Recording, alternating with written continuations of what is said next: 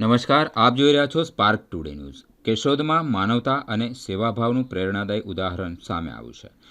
સ્વમંગળાબેન જયંતિભાઈ કોટક દ્વારા 5 વર્ષ પૂર્વે કરેલો ચક્ષુદાનનો પવિત્ર સંકલ્પ તેમના અવસાન બાદ પરિવારજનોએ પૂર્ણ કરી પ્રેરણાત્મક સેવા કાર્ય કર્યું છે।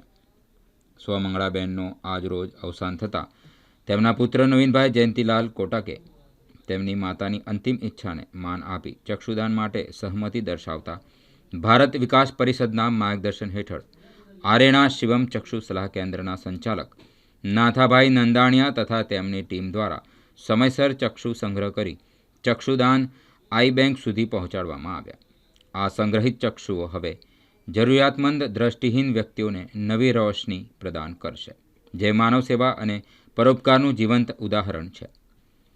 સમાજમાં ચક્ષુદાન અંગે જાગૃતિ ફેલાવતા આ પ્રેરણારૂપ પ્રસંગે ભારત વિકાસ પરિષદની ટીમના ડૉક્ટર તન્ના સહિતના અગ્રણીઓ ઉપસ્થિત રહી આ કાર્ય પૂર્ણ કર્યું હતું।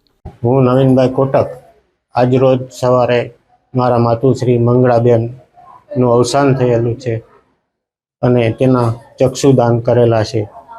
તેમની ઈચ્છા આજથી 5 વર્ષ પહેલાં એણે બતાવેલી કે મારા મૃત્યુ પછી મારું ચક્ષુનું દાન કરશો, એટલે આજે મેં મારા મિત્ર વિકાસભાઈ અને દિનેશભાઈને વાત કરી તો તે લોકોએ આ ડૉક્ટર તન્ના સાહેબ અને નંદાણીયા સાહેબ અને શિવવાળા લોકો આવ્યા અને ચક્ષુદાનથી એ લોકો આવ્યા અને ચક્ષુદાન સ્વીકારેલ છે।